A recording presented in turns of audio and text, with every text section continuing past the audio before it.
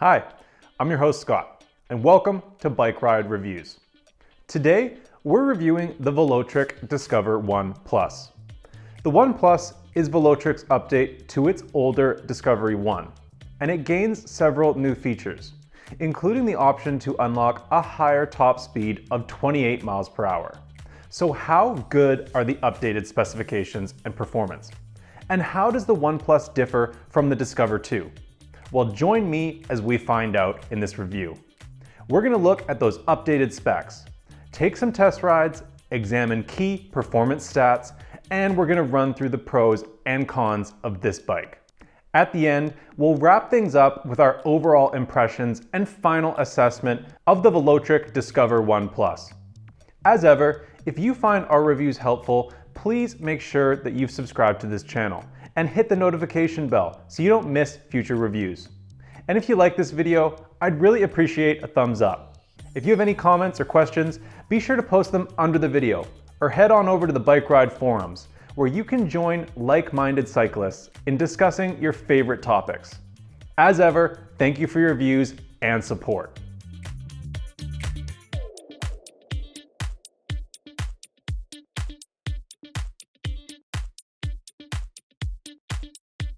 Before we get to the bike itself, Velotric might be a new name for you, so let's briefly look at this brand. Velotric is one of the bigger names to emerge in the e-bike space in recent years, and we've tested the Nomad 1 previously.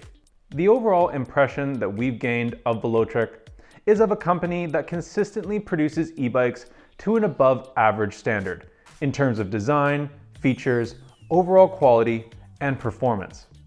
Does the Discover One Plus maintain this trend? Let's have a closer look at the bike. So what is the Velotric Discover One Plus? Well, the Discover One Plus is a step-through urban commuter or recreation bike with 2.5-inch wide tires on 26-inch wheels. A 500-watt hub motor propels the bike to 20 miles per hour out of the box, with pedal assist going to 28 miles per hour if it's unlocked. Upgrades from the older Non-Plus One include an adjustable stem, an updated 60 lux headlight, and that adjustable 28 mile per hour top speed. The Discover One Plus is a good-looking bike that has a general feeling of quality, from the sturdy frame and quality components to the premium finish and nice paint. Overall, this bike has good curb appeal. The Discover One Plus is only available as a step-through. However, it's one of the nicer bikes I've tested at this price point. The sense of quality is bolstered by it having UL 2271 and UL 2849 safety certifications and IPX6 weatherproofing, which means it's protected against high pressure streams of water from any angle. Stopping is handled by hydraulic disc brakes. Now, some might be disappointed to hear this bike doesn't come with a phone app. Unfortunately, you're gonna have to step up to Velotric's Discover 2 to get that feature. The Discover 2 also comes as standard with a rear rack and a torque sensor, and it's available in 2 frame sizes. So that's worth bearing in mind if you're shopping for this style of e-bike, but want some of the features that aren't offered on the Discover One Plus. Those are the core specifications. But how well does it all work? Let's look at the main pros and cons. The first thing to highlight is how robust this frame feels, despite being a step-through. Now, I've tested plenty of step-through e-bikes that suffer from a worrying shimmy caused by flex in the frame. And yes, some frame flex is apparent when shaking the bike side to side. But once on the move, there's no noticeable flex, and there's no off-putting speed wobble. While riding, the bike feels nice and balanced, the steering feels good, and carving turns is a pleasant experience. The tires are probably part of the reason for this, but it really feels like the Velotric just nailed the geometry, combining a comfortable upright riding position with handling that is both agile and confidence-inspiring. At the risk of repeating a catch-all phrase that is overused by e-bike reviewers, this bike really is a lot of fun to ride. The Discover One Plus has an 11 to 28 tooth cassette at the back, instead of the common 14 to 28 tooth alternative. This pairs with a 46 tooth chainring for a good spread of gearing across all 7 speeds. In concert with good pedal assist tuning, that means that there's no ghost pedaling at any speed. The Shimano Altus SL M315 trigger shifter is a significant upgrade over the TX50 that's found on the old Discover 1. It's nice to use, with a positive feel from the trigger and crisp shifts. Even though you only have 7 gears to choose from here, they provide a good range of pedal cadences for both high and low speeds. And at 20 miles per hour, pedaling is a big improvement over the Discover 1. Overall, it was refreshing to ride a less expensive bike that still offers good shifting and no drivetrain issues. One note, however, this test bike came with an 11 to 28 tooth cassette, but Velotric's published specs show a 14 to 28 tooth cassette. I'll go into the possible ramifications of this a little later in the review. The third pro with the Discover 1 Plus is the battery range. In testing, this bike achieved some good range figures at both the max assist level, pedal assist 5, and at pedal assist level 3. Using maximum pedal assist, the Discover 1 Plus outperformed all other 500 watt 14 amp hour e-bikes we've tested. I discuss our range tests in more detail later in the video. Normally we expect a well-tuned torque sensor to do the best job of conserving battery power, but the Discover 1 Plus proved adept at eking out greater range, despite using a cadence sensor. We probably have Velotric's motor controller programming to thank for this. The Discover 1 Plus's ability to travel more than 30 miles at 20 miles per hour makes it useful for longer journeys or commutes. Alas, no bike is perfect. And indeed, the Discover 1 Plus has some weaknesses. The first of which is its very slow initial acceleration. Whether using pedal assist or throttle, the Discover 1 Plus takes a long time getting up to speed, and it feels very sluggish from a standstill. It takes at least 5 seconds for this bike to really get moving. Now, we could praise the smooth and linear manner in which the motor power comes in, because it means there's never a scary kick or untoward sudden acceleration. However, it takes 5 to 10 seconds for the motor to reach maximum output. And though some riders will enjoy this smoothness, it can be a hindrance if you need to zip across a busy road or otherwise accelerate out of harm's way. One thing is certain, this is not an e-bike for speed demons. The lack of initial oomph can also make pulling away hard work, especially uphill. Some e-bikes suffer from weak pedal assist, but have strong throttle power to help when pulling away. This case, initial acceleration is just plain weak, whether you're pedaling or using the throttle. Unfortunately, it doesn't look like there's any advanced settings that can be changed to increase assist sensitivity or to create a steeper speed ramp. Some bikes offer this feature via a smartphone app, but remember, this bike doesn't have an app. The Velotric Discover 1 Plus only comes in one size. Sure, this is the same as the vast majority of entry-level e-bikes, but it's still a drawback of this bike. Velotric says the Discover 1 Plus fits anyone from 5 feet 1 to 6 feet 4, but such wide fitment ranges are typically unrealistic. Giving this bike's other attractions, it would be nice to have a choice of at least 2 frame sizes, especially as the minimum seat height is a bit high for smaller riders. So what does the Discover 1 Plus do best? Well, see for yourself. This is a good looking bike. It's really aesthetically pleasing. It comes in a choice of colors and it looks well built, with substantial tubing, smooth welds, and a slick paint finish. Velotric has a reputation for quality, which I think is illustrated in this bike. Their choice of components for the motor, drivetrain, and brakes works well. And they've also included fenders and lights, with braking function at the rear. On top of that, you get UL certification, IPX6 weatherproofing, and proper compliance with Class 2 and Class 3 rules, whether you stick with the 20 mile per hour speed limit as shipped, or unlock the 28 mile per hour top speed. The Discover 1 Plus proved a fine performer in almost all areas. Great range, decent ride quality for a hardtail over bumpy terrain, and good braking performance. Apart from the slow initial acceleration and perhaps rider fit, there's basically no issue with this bike. The Discover One Plus's regular retail price is in line with the market, and when it's on sale, it's particularly good value. So why might you not want to choose the Discover One Plus?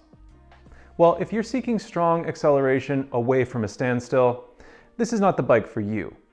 It's focused on comfort and cruising, not the thrill of outright speed. One other shortcoming, especially if you're planning to use this for commuting or shopping, is the lack of a cargo rack. Of course, you could add a rack, but you can also find competitors in this price range that include rear racks. And if you're close to either end of the fit range for this bike, you might want to consider the Discover 2 Plus instead, as that comes in 2 sizes, and it adds several other features, though it is quite a bit pricier than this model. As I already mentioned, the stated rider fit of 5 feet 1 to 6 feet 4 is unlikely to be realistic, and the minimum seat height of 31 inches could make mounting and dismounting this bike challenging for smaller riders. The adjustable stem angle helps to achieve a better rider fit, but still, it would be nice to have a choice of frame sizes. At 61.4 pounds versus a claimed weight of 60 pounds, the Discover One Plus isn't unusually heavy for something this size, and with this battery range. You might think you want a step-over option for the increased frame rigidity, but this step-through frame feels plenty robust, so unless you're wedded to step-over style, this really shouldn't be a problem. The frame itself is an aluminum alloy, and it's nicely finished, with nice paint and quality welds. The Discover One Plus has a good range of attachment points, with a pair of bottle cage bosses on the seat tube and rack mounting points on the head tube and rear of the frame. The 100mm coil suspension fork is basic, but handles most of the kind of bumps you're likely to deal with on roads or light trails.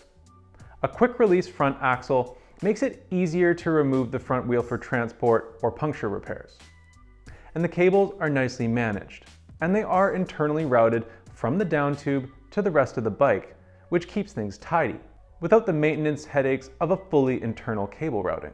As the battery sits in the top of the down tube, it's easier to remove and fit compared to having it underneath. And both the key and charge port are easier to access. This also eliminates the risk of a foot hitting the charge port or a lock while you're pedaling. The seat tube measurement was 16.73 inches, with a reach measurement of 14.48 inches, stack measurement of 26.96 inches, a standover height of 15.43 inches, virtual top tube length of 22.83 inches, a saddle height minimum of 31.02 inches, and a saddle height max of 38.93 inches, with a wheelbase of 49.5 inches. The Discover One Plus has a large 3.5-inch display, positioned in a portrait format in the middle of the handlebars. Now, it's not color, but it is bright, and the angle of the display can be adjusted by loosening the 2 bolts that hold it in place. The battery meter is the usual 5-bar layout, and there's no display of battery percentage. As already mentioned, there's no phone app for the Discover One Plus. However, Velotric has made it easy to unlock the 28 mph top speed via the display. I cover that in the display section of this review. By the way, the speed can be set anywhere in a range down to 12 mph, which is ideal for anyone lacking experience or confidence. Velotric has provided a USB Type-A charge port just under the screen. Inboard of the left grip, there's a 3-button control pad, with the throttle control next to the grip. The brake levers cut power to the motor and activate a brake light at the back. There's also an integrated headlight at the front. Velotric has done a great job of ensuring this bike can be set up for the true Class 1, Class 2, or Class 3 operation. Not only can the speed limit be changed between 20 mph and 28 mph, but the throttle is easily removed for full compliance with both Class 1 and Class 3, which don't allow for throttles. The display is powered on or off by long pressing the power button. Pedal assist levels are adjusted up or down using the up and down buttons. A short press on the power button cycles through readouts: trip, odometer, average speed, maximum speed, time, kilocalories, current monitor output in watts, and the current system voltage. A long press on the up button turns that headlight on or off, and a long press on the down button activates the walk mode. A long press on the up and the down buttons at the same time enters or exits the advanced menu. Once in the advanced menu, the power button cycles through the available settings, and the up and down buttons adjust the values. To change the bike's top speed, you start with the display powered off. Press and hold the power and up buttons for up to 20 seconds. This opens the speed menu, where the speed can be adjusted using those up and down buttons. Then turn the bike off and back on to keep that setting.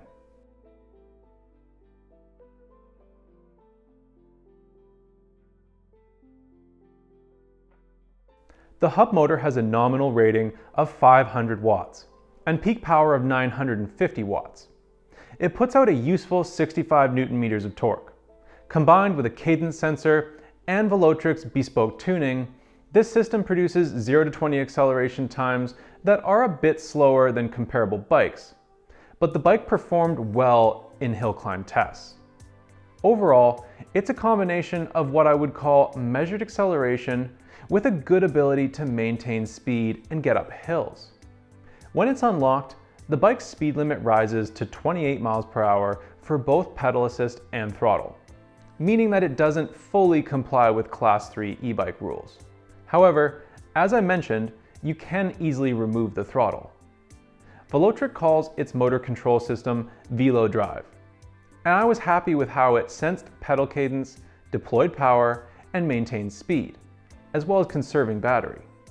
However, it feels like the system has been tuned to avoid jerky initial takeoff, which results in a notably sluggish acceleration when you're pulling away from a dead stop. Once you're applying constant pressure on the pedals, it takes some 5 to 10 seconds for the motor to really reach full power. Hitting this bike's top speed requires around 10 to 15 seconds. The unfortunate upshot of this is that the acceleration can fall short of what you need when you're trying to dart across a road quickly or get up to speed when merging with traffic. On the other hand, less confident riders and those who just don't like sharp acceleration could feel more comfortable. Otherwise, the cadence sensor tuning was responsive and it did a good job of matching motor power to pedal strokes. It was so smooth and natural that at times it really actually felt more like a torque sensor. The Discover 1 Plus has a 48 volt, 14.4 amp hour battery for a total of 691 watt hours, which is a good match for a 500 watt motor. It comes with a typical 3 amp charger, which should take around 5 hours for a full charge. In range testing, the Discover 1 Plus performed very well, beating competitors with a confidence-inspiring combination of reliable range and useful power. During our first test, the bike traveled 33.92 miles, with 1,375 feet of elevation over 1 hour and 53 minutes, at an average speed of 17.9 miles per hour. And our second test was completed over 41.62 miles with 1,457 feet of elevation over 2 hours and 36 minutes at 14.7 miles per hour average. The battery can be charged on or off the bike using the same charge port, and there's the usual rubber cover to protect the port from the elements. The process for removing and inserting the battery is typical for these step-over bikes with the battery in the top of the down tube. Turn the key to unlock the battery, which then will pop up. Pull up on the battery to remove it. When putting the battery back in, first line up the contacts at the bottom, and then let the battery slide home, applying a little bit of pressure if needed until it locks into place. Like many other parts of the Discover 1 Plus, this drivetrain wins points.